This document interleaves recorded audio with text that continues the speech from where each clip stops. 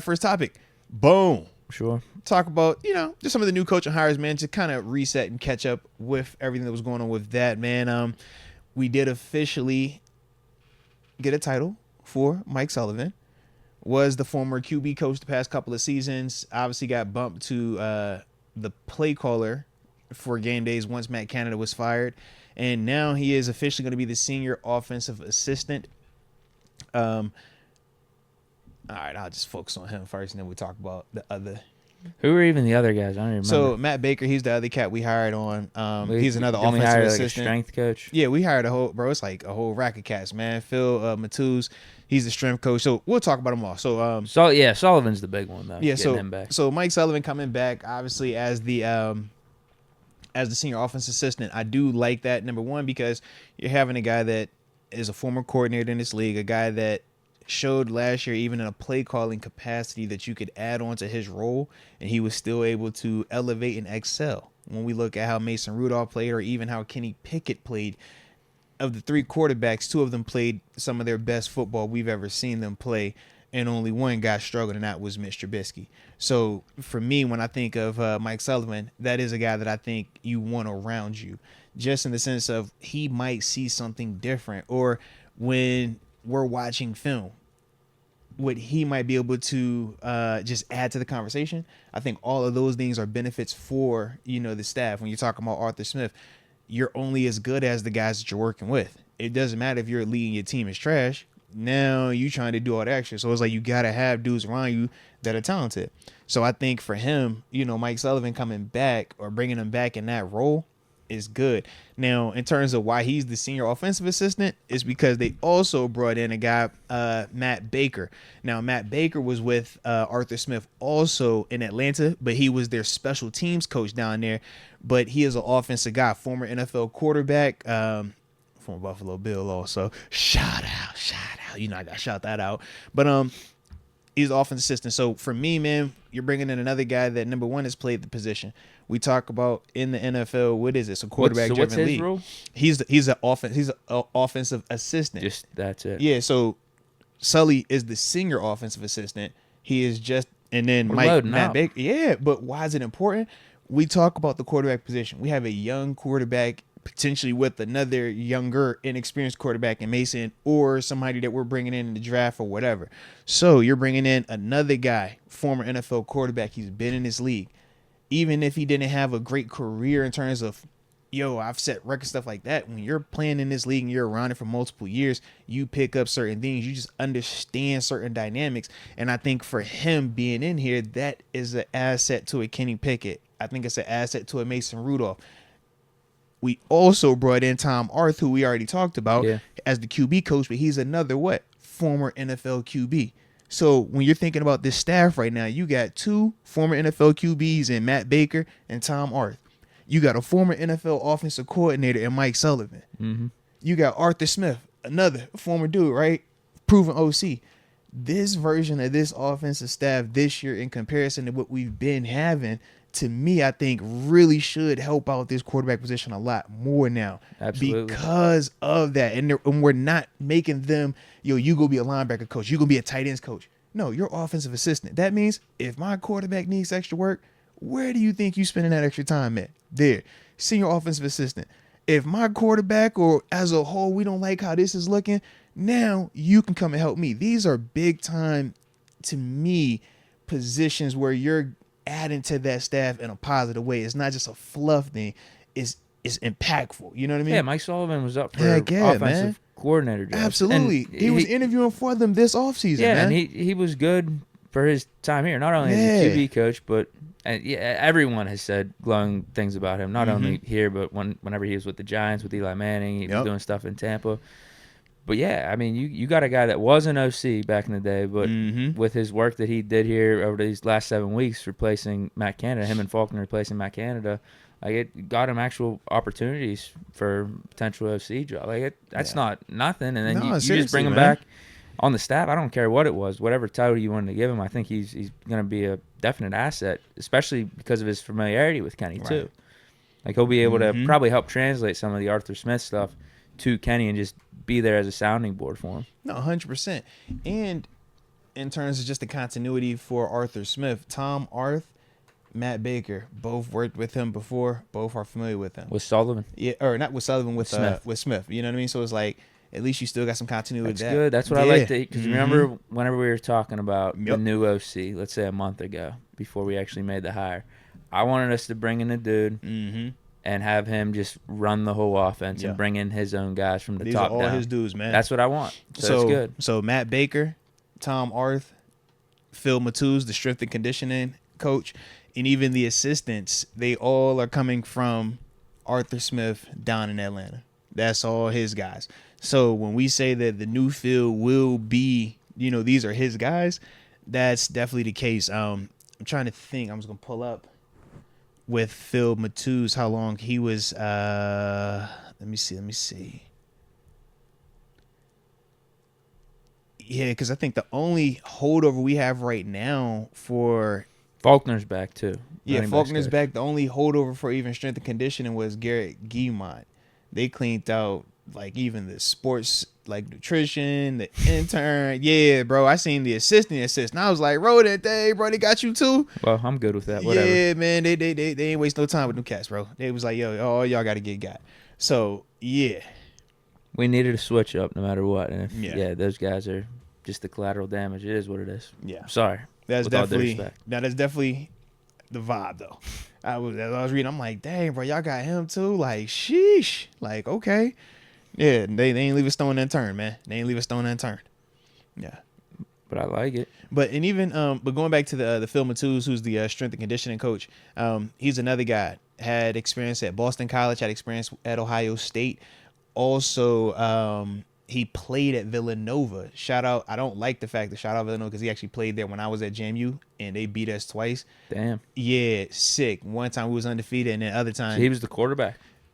Or no, you're talking about a different guy. This is the strength. He was like an O-line. Yeah, okay. Yeah, but he played up there. Yeah, man. Him, and our player development dude still. Yeah, shout out to Daryl Scott, man. Or Daryl Young, excuse me on that, man. But them Villanova cats, man. Yeah, it was a rough time.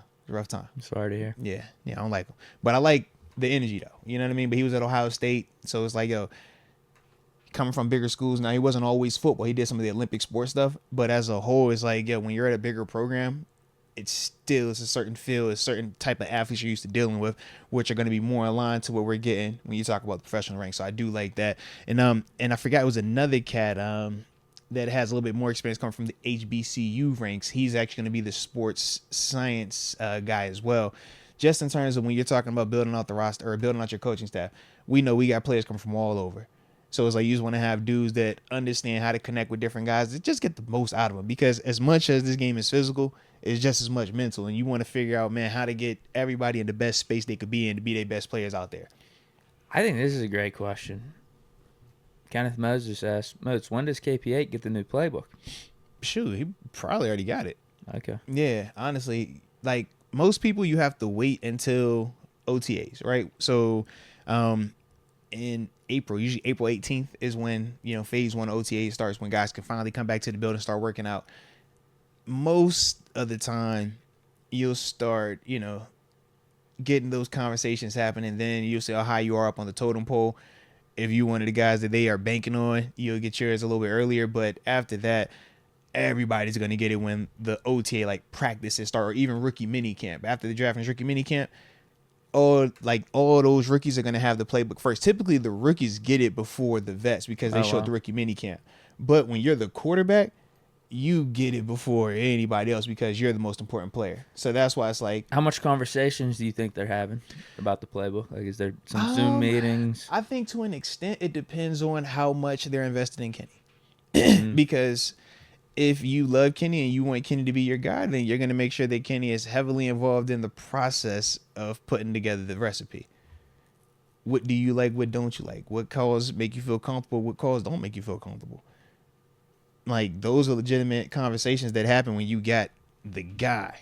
But if you don't think he's the guy, you think it's, a little bit more up in the air, you like, hey, bro, you worry about your off season, take some time away, get right, get in the lab, and then I'm going to hit you up when it's time. They could do that too. And, both work. Both ways work. I've been on the side where it's like, yo, you go through these different changes. I think it was only one time in my career where I kind of got the heads up about a playbook early. The rest of them times it was, bro, you gonna learn this when everybody else come in here and learn this.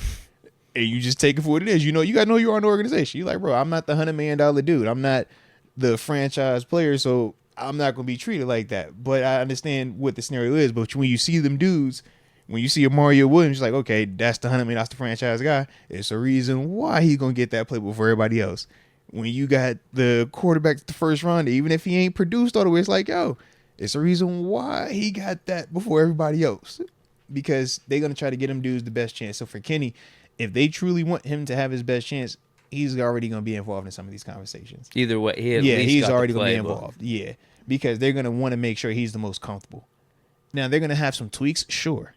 But the meat and potatoes of Arthur Smith's playbook, I'm sure if you played for him in Tennessee, is carryover. Because it's just their guys. Like Dick LeBeau is like, I don't have to play for Dick LeBeau again. I know his defense. Keith Butler, I know his defense. Coach, I know his defense. You know what I mean? Like a certain guys just know it. So with that, it's like, yeah, he's gonna have certain things that are his baby concepts. Like this is what he truly believes in. Kenny's should already have that, or should be getting that really soon. You know what I mean? Yeah. Like you don't make them type of dudes wait on that. And he's the only guy on the roster right now. Yeah, you don't make he's them wait. The only quarterback because we cut Mitch. Because what is the benefit of making him wait? No. There's zero benefit. Yeah, man. now it's just you know how much detail are him and Smith going over. Yeah, it's like we're not having meetings right now, but you can already start looking over these concepts. So now when April does hit, we're not starting at day one, ground zero. You're already coming in with the general understanding of my scheme. You already have a general understanding of my language, how I communicate it. So now we're not having to go through 30 different hurdles just to get you comfortable. You've already crossed off some of those things in your own time. Now I'm going to give you the fine tuning. Now let me teach you what you've already been seeing with a little bit more detail. Kenny's already getting that edge. That's how it should be, man. That's how it should be. And now from him, just Kenny be a professional. They're in fear right now. Yeah, but for the Kenny, fetal position. For Kenny, now it's becoming, hey man, be a professional. You gonna get this, man? Make sure you looking at what you're supposed to be looking on. He's doing good so far. Right. I haven't heard from him Stay at all. quiet. Yep. You don't need to be out great. here doing a whole bunch of interviews, making noise, man. You're in the lab. You're quiet and in the lab. That's what you need to do. And when they see your play, let your play do the talking, man. Yeah. Did Ben get Haley's playbook early, you think? Ben operates, so yeah, Ben was probably on the call when they hired Haley. Hey, Todd, we just wanted to let you know, congratulations. I've selected you as offensive coordinator. You like, dang, all right, bro. Shout out to you, Seven. That's a whole other animal, man. That's a whole other animal, bro. You know that's not what happened. I know, right? I know. Yeah, it was Rooney that handpicked Haley. He Ben, said I wanted him because Arians was Ben's guy. But he said you got to so save I'm just my wondering, guy, did man. Haley send Ben the playbook and Ben never opened the package and just said, hey, I'll wait till it's Hey, man, I'll figure it out when I figure it out. I don't care about you. Because if I play bad, they're going to fire you anyways. Okay, yeah, so we talked about the coaches. Do you have anything more with them? No, but just as a whole, man, I just think that they're doing a great job in terms of the staff this go around. Making sure that it's going to be the best situation for Kenny. When you start talking former quarterbacks, former NFL quarterbacks, former NFL coaches, all on your staff, you've heard me say it too, like numerous times, man. Former coaches, man, I feel like are great to be in the building, hiring dudes, or even former players in certain cases, because the communication, how they give and receive information, it just is different. You don't have to be a great player, but if you play in this thing long enough, man, what you're going to learn, the details and all the things that come with that, like I said, it's invaluable. You know what I mean? So I think for Kenny, they load the deck for him, man. They're like, yeah, we giving you all the pieces we need, man. Now we're gonna see, are these pieces gonna exclusively be for Kenny? Because we know they can still do the whole headshot thing and go up top. You know what I mean? We know that. And it's not impossible. And that's the other part of why it's, so many combos happen. We'll talk about some of the QB stuff in a little bit, but just as a whole, man, I do think that the team top down, man, I like their mindset or their intent for it, making sure that position has all the resources needed.